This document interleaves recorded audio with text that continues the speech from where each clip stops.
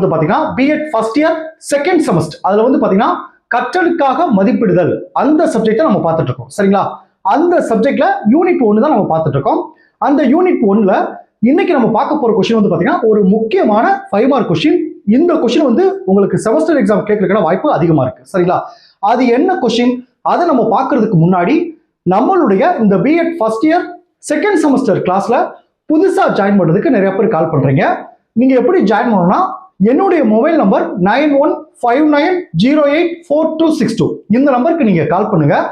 நம்முடைய கிளாஸ்ல நீங்க எப்படி ஜாயின் பண்ண சொல்லி நான் உங்களுக்கு டீடைலா சொல்லியிருப்பேன். அதே மாதிரி புதுசா ஜாயின் பண்ணவங்களுக்கும் இப்போ லாஸ்டா ஒரு 2 or 3 டேஸ் நம்ம கிளாஸ் நடந்துட்டு இருக்கு. அந்த பழைய நோட்ஸ் சேர்த்து உங்களுக்கு அனுப்பிச்சிருவேன். ஸோ ஜாயின் பண்ண விருப்பப்படுறவங்க என்னுடைய மொபைல் நம்பருக்கு கால் பண்ணி டீடைலா கேட்டு நம்முடைய கிளாஸ்ல நீங்க ஜாயின் பண்ணிக்கலாம். சரிங்களா? இப்போ பாத்தீங்கன்னா ஃபர்ஸ்ட் யூனிட் கற்றலுக்காக மதிப்பிடுதல். இதுல வந்து லாஸ்ட் கிளாஸ்ல வந்து பாத்தீங்கன்னா அளவிடல் என்பதன் பொருள், அளவிடல் என்பதன் வரையறை, அளவிடலின் வகைகள், இந்த 3 இதை பார்த்தோம். சரிங்களா? இன்னைக்கு நம்ம பார்க்க போறது வந்து பாத்தீங்கன்னா இந்த கல்விசார் அளவிடலின் பண்புகள். இது ஒரு முக்கியமான கொஸ்டின். லாஸ்ட் கிளாஸ் நான் சொன்னேன், அளவிடல் அப்படின்றது ஒருத்தருடைய பண்பை எண்களால் மதிப்பிடுறதுதான் அளவிடல். ஒருத்தர் உயரமா இருக்கான்னா அவன் எவ்வளவு உயரமா இருக்கான், 170 சென்டிமீட்டர் இருக்கானா, 165 சென்டிமீட்டர் இருக்கானா, அப்படி எண்ணளவுல சொல்றதுதான் அளவிடல் நம்ம சொல்லியிருக்கோம். சரிங்களா? இதுல கவனிச்சுங்க, இந்த அளவிடல் அப்படின்றது ஒரு எண் மதிப்பு தான்.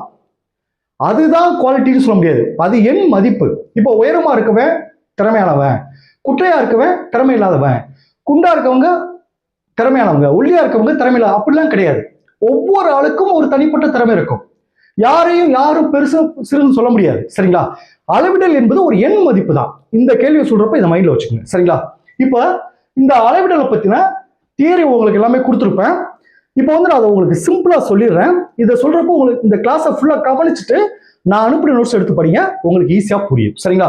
அதே மாதிரி நீங்க கிளாஸை கவனிச்சுட்டீங்கன்னாவே இந்த கிளாஸை கவனிச்சதை வச்சேவும் அது ரிலேட்டடா உங்களுக்கு ஓனா எழுதுறதுக்கு ரொம்ப உதவியா இருக்கும். ஸோ இப்போ பாருங்க, கல்விசார் அளவிடலின் பண்புகள், இந்த கொஸ்டின் நம்ம பார்ப்போம்.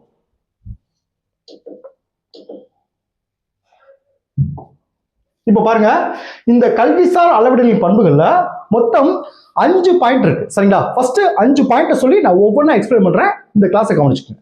ஃபர்ஸ்ட் பாயிண்ட் பாருங்க, கல்வி அளவிடல் விகித அளவுகள் படி அமைவதில்லை. அதாவது என்னன்னா, திட்டவட்டமான பூஜ்ய அளவு என்பது இருப்பதில்லை. சரிங்களா? செகண்ட் பாயிண்ட் பாருங்க, கல்வி அளவீட்டுக்கோள்கள் சம அலகுகளை கொண்டவை அல்ல. 3 பாருங்க, கல்வி சோதனைகள் வெளிப்படும் பண்பை மட்டுமே அளவிடுகிறது. 4 பாருங்க, கல்வியில் பண்புகள் நேரடியாக அளவிடப்படுவதில்லை. 5 பாருங்க, கல்வியில் அளவீடு என்பது இலக்கிற்கான வழிமுறையே தவிர அதுவே இலக்காக அமைவதில்லை. இப்ப பாருங்க, இந்த 5 தலைப்பு சொன்னேன். தலைப்பு பார்க்கும்போது ஏதோ புரியாத மாதிரி இருக்கும், ஆனா சிம்பிளா இருக்கும். இப்ப பாருங்க, நான் ஒவ்வொரு தலைப்பா உங்களுக்கு எக்ஸ்பிளைன் பண்றேன். எக்ஸாம்பிளோட சொல்றப்ப உங்களுக்கு ஈஸியா புரியும். ஃபர்ஸ்ட் பாயிண்ட் பாருங்க, கல்வி அளவிடல் விகித அளவுகோல் படி அமைவதில்லை. அதாவது என்னன்னா, திட்டவட்டமான பூஜ்ய அளவு என்பது இருப்பதில்லை. திட்டவட்டமான வார்த்தையை புரிஞ்சுக்குங்க, திட்டவட்டமான பூஜ்ய அளவு என்பது இருப்பதில்லை. அப்படின்னா என்ன சார் திட்டவட்டமான பூஜ்ய அளவு இருப்பதில்லைன்னா? இப்போ ஒரு எக்ஸாம்பிள் சொல்றேன். இப்போ நீங்க ஃபர்ஸ்ட் செமஸ்டர் எழுதிட்டு வந்திருக்கீங்க. ஒரு ஸ்டூடெண்ட் வந்து இப்போ இந்த 70 மார்க் எக்ஸாம் இருப்பீங்க, 30 மார்க் காலேஜில் கொடுப்பாங்க. இப்போ ஃபார் எக்ஸாம்பிள் இப்போ 100க்கு வந்து ஒரு மாணவன் வந்து 75 மார்க் எடுத்திருக்கான்னு வச்சுக்கோங்க, ஒரு மாணவி வந்து 65 எடுத்திருக்கான்னு வச்சுக்கோங்க. ஒரு எக்ஸாம்பிள் சொல்றேன்.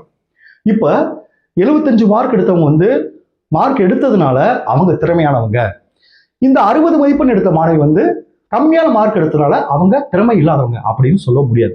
அந்த தேர்வுல அவங்க மதிப்பெண் அது அவ்வளவுதான். அவன் திறமை உயர்ந்தவன் திறமை குறையானவன் கிடையாது. அந்த தேர்வுல அவனுடைய மதிப்பெண், அதான் சொல்ல பார்த்தீங்கன்னா அளவிடல் என்பது எண். நான் சொன்னேன் பார்த்தீங்களா, அவ்வளவுதான். ஏன் அந்த 65 மார்க் எடுக்க அந்த எக்ஸாம் டயத்துல ஏதாவது உடம்பு சரியில்லாம போயிருக்கலாம், இல்ல ஏதாவது ஒரு பதட்டம் ஏற்படுத்திருக்கலாம். அவன் நல்லா படிச்சிருக்கலாம், ஆனா எக்ஸாம் எழுதும் போது ஏதோ ஒரு விதமான பதட்டம், ரொம்ப கேப்புட்டு படிக்கிறவங்க அந்த எழுதுறவங்க சின்ன பதட்டம் வந்திருக்கலாம், இல்ல ஏதாவது அந்த அந்த டைம்ல உடம்பு சரியில்லாம வந்திருக்கலாம். அந்த மாதிரிலாம் ஏற்பட வாய்ப்பு இருக்கு. ஸோ நம்ம மார்க்கை வந்து ஒரு மதிப்பெண் தான், அதை வச்சு அவனுடைய திறமையை நம்ம என்ன செய்யக்கூடாது, அளவிடக்கூடாது. இவன் வந்து அதே மாதிரி ஒரு தேர்வு வைக்கிறோம், ஒரு கணித தேர்வு வைக்கிறோம், அதுல 0 மதிப்பெண் எடுத்துட்டான். அப்படி 0 மதிப்பை எடுத்ததுனால இவனுக்கு வந்து கணக்கே தெரியல அப்படின்னு சொல்லக்கூடாது. அந்த தேர்வுல அவன் மதிப்பு அந்த தேர்வுல அவன் மதிப்பெண் 0. அதே மாணவன் 2வது தேர்வு 35 மார்க் எடுத்து பாஸ் பண்ணலாம். சரிங்களா? சோ எண் மதிப்புன்றது அளவு மட்டும்தான், அவன் திறமை இல்லை அப்படின்னு தான் ஃபர்ஸ்ட் சொல்லியிருக்காங்க. இதை பாருங்க, ஒரு மாணவன் கணித பாடத்தில் 0 மதிப்பெண் எடுத்துள்ளான். ஒரு எக்ஸாம்பிள் சொல்றேன். இப்ப பாருங்க, கணித அறிவே இல்லை என்று அர்த்தம் இல்லை. 0 மதிப்பெண் எடுத்ததுனால அவனுக்கு கணித அறிவே இல்லைன்னு சொல்லிடக்கூடாது. சரிங்களா? அதான் சொல்லுவான், எவ்வளவு சுமாரா படிக்கிற ஸ்டூடெண்ட்ஸ் நம்ம கைவிட்டக்கூடாது. சரிங்களா? அவனையும் மேல் நோக்கி கொண்டு வரணும். அதுதான் நான் சொன்னேன், இந்த பாடம் வந்து நீங்க கிளாஸ் எடுக்க போகும்போது எல்லா மாணவர்களையும் சமமா நடத்தணும். நல்லா படிக்கிற மாணவன் சரி, சுமாரா படிக்கிற மாணவன், எல்லா மாணவனையும் சமமா நடத்தணும். எல்லாருக்கும் ஈக்குவல் வாய்ப்பு கொடுத்து எல்லாரையும் நல்லா படிக்க வைக்கணும் அப்படின்றதுதான். இதுல பாருங்க, கணித அறிவே இல்லை என்று அர்த்தம் கிடையாது. அப்ப என்ன சார், அந்த தேர்வில் அவன் மதிப்பெண் பெறவில்லை. சரிங்களா? இதுதான் பாருங்க, அந்த தேர்வில் அவன் மதிப்பெண் பெறவில்லை. அதான் பாருங்க, திட்டவட்டமான பூஜ்ய அளவு என்பது இருப்பதில்லை. இவன் ஒண்ணுமே தெரியாதவன்றவரே கிடையாது. அந்த தேர்வுல மார்க் குறைஞ்சிட்டான், அந்த தேர்வுல ஃபெயில் ஆயிட்டான், அவ்வளவுதான். அது மதிப்பெண் மட்டும்தான் அப்படின்னு சொல்றாங்க. அதுதான் இதுல இந்த திட்டவட்டமான பூஜ்ய அளவு என்பது இருப்பதில்லை. இப்ப சொல்றீங்க சார், எக்ஸாம் போது டயக்ராம் போடலாமா? இந்த மாதிரி போட்டுக்குங்க. இந்த உங்களுக்கு புரியுது நான் போட்டுருக்கேன் பாத்தீங்களா? இந்த மாதிரி நீங்க போட்டுக்கலாம். இதுக்கு மெனக்கிட்டு தனியா புதுசா அவங்க உருவாக்கணும், டைம்லாம் பத்தாது. இது பாருங்க, சிம்பிளா அந்த மூணையில என்ன உங்களுக்கு புரிய வச்சுட்டேன். ஒரு மாணவன் கணித பாடத்தில் 0. அடுத்து பாருங்க, இதுக்கு கணித அறிவே இல்லை என்று அர்த்தம் இல்லை. என்ன அர்த்தம், அந்த தேர்வில் அவன் மதிப்பெண் பெறவில்லை, அவ்வளவுதான். அப்ப அந்த திட்டவட்டமான பூஜ்யம் என்பதே கிடையாது. இப்போ உங்களுக்கு புரிஞ்சுச்சா? செகண்ட் பாருங்க, கல்வி அளவீட்டுக் கொள்கள் சம அலகுகளை கொண்டவை அல்ல. அதனால சார் சம அலகுகளை கொண்டவை அல்ல. நான் சொல்ல பாத்தீங்களா, ஒரு மாணவி 75 மார்க் எடுத்துட்டாங்க, ஒரு மாணவன் 60 மார்க் எடுத்துட்டாருக்காக இந்த மாணவன் திறமையானவன் அப்படி சொல்ல முடியாது. சரிங்களா? அதே மாதிரி ஒரு தேர்வை வச்சு ஒரு மாணவனை மதிப்பிடக்கூடாது.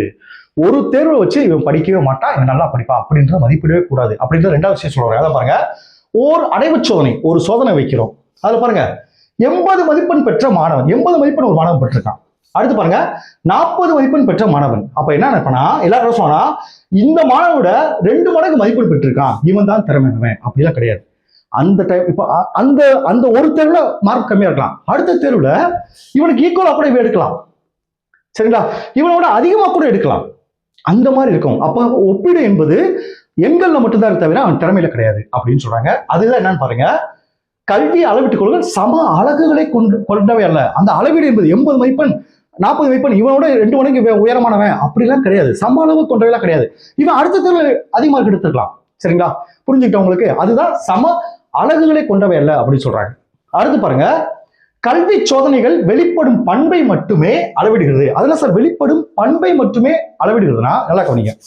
இப்ப ஒரு மாணவன் வந்து எந்த கொஸ்டின்ஸ் கேட்டாலும் ஆன்சர் பண்ணிடுறான், எந்த கொஸ்டின் கேட்டாலும் எழுதிடுறான். ஆனா நல்லா கவனிச்சுக்கலாம், நீ எவ்வளவுதான் ஆன்சர் பண்ணாலும் எவ்வளவுதான் உட்கார்ந்து படிச்சாலும் எக்ஸாம்ல அங்க நீங்க பேப்பர்ல எழுதுறப்ப அந்த திறமை தான், நல்லா புரிஞ்சுட்டீங்களா, அந்த திறமை தான் உங்களுக்கு அளவீடு. நான் இங்க எல்லா கையும் எனக்கு தெரியும், இல்லை எல்லா கையும் நான் படிச்சுட்டேன் அப்படின்னா அங்க போய் நீ எப்படி எழுதுற அதைத்தான் பாருங்க. உள்ளுரை அளவு, அதாவது மாணவனிடம் இயல்பாக இருக்கும் திறமை. இயல்பாகவே ஒரு சில பேருக்கு ஒரு பாடம் பிடிக்கும், ஒரு சில பேருக்கு திறமையா இருப்பாங்க. நீ எவ்வளவுதான் இயல்பாக திறமையாக அந்த பாடத்துல இருந்தாலும் இந்த இயல்பா இருக்கிறது தான் உள்ளுரை அளவு. இதுல 2 வார்த்தைகள் தான் புதுசா இருக்கும் இந்த பாயிண்ட்ல. இந்த உள்ளுரை அளவு, இந்த வெளிப்படுத்தப்படும் அறிவு 2 இருக்கும். சரிங்களா? அந்த உள்ளூர் அறிவு என்பது மாணவனிடம் இயல்பாக இருக்கும் திறமை தான் உள்ளூர் அறிவு சொல்லுவாங்க. சரிங்களா? இந்த வெளிப்படுத்தும் அறிவு தேர்வின் போது வெளிக்காட்டும் திறமை. நீ தேர்வின் போது என்ன வெளிக்காட்டுறையோ அதுதான் அளவீடு. சரிங்களா? நீ நல்லா படிச்சிருக்கோம், நல்லா நான் எல்லா கையிலையும் படிச்சிருக்கேன் அப்படின்னா நீ தேர்வுல என்ன எப்படி வெளிக்காட்டுறியோ அதுதான் அளவீடு அப்படின்னு சொல்றாங்க. அதுதான் என்னன்னு பாத்தீங்கன்னா, இந்த கல்வி சோதனைகள் வெளிப்படும் பண்பை மட்டுமே. வெளிப்படும் பண்பைனா அந்த தேர்வுல நீ என்ன உன்னுடைய திறமையை வெளிப்படுத்துற அதை மட்டும்தான் வெளிக்காட்டும். சரிங்களா? அடுத்த கேள்வி பாருங்க, அடுத்த பாயிண்ட பாருங்க. கல்வியில் பண்புகள் நேரடியாக அளவிடப்படுவதில்லை. இப்போ ஒருத்தரை பார்த்தவனையும் இவன் நல்லா படிக்கிற ஸ்டூடெண்ட்ஸ் சொல்லிட முடியுமா? இவன் நல்ல நினைவுல வச்சுக்கிடுவான், இவனுக்கு நினைவு இருக்காது பார்த்தவனையும் சொல்லிட முடியுமா? அவனுக்கு ஏதாவது சோதனை வைப்போம், அதன் மூலமா தான் அவன் தெரிஞ்சுக்கிடுவோம்.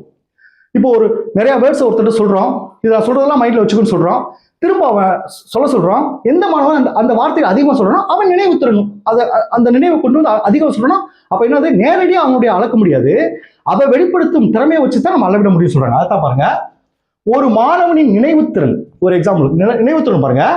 ஒரு மாணவனின் நினைவுத்திறன் அவர் ஒரு முறை பார்த்தறிந்த பட்டியலில் உள்ள சொற்களை எவ்வித உதவியும் இல்லாமல் மீண்டும் நினைவு கூற செய்வதன் மூலம் அளவிடப்படுகிறது. அவர் சொல்றதை வச்சுதான் அளவிடப்படுறதை தவிர நேரடியாக அளவிடப்படவில்லை. அதான் சொல்ற பாருங்க, கல்வியில் பண்புகள் நேரடியாக அளவிடப்படுவதில்லை. இப்போ உங்களுக்கு புரிஞ்சுச்சா? அடுத்து பாருங்க, லாஸ்ட் 5th பாயிண்ட் பாருங்க. கல்வியில் அளவீடு என்பது இலக்கிற்கான வழிமுறையே. பாருங்க, அளவீடு என்பது இலக்கிற்கான வழிமுறையே தவிர அதுவே இலக்காக அமைவதில்லை. இப்போ 100 மார்க் டெஸ்ட் வைக்கிறோம், அந்த பேப்பரை நான் திருத்துறேன்.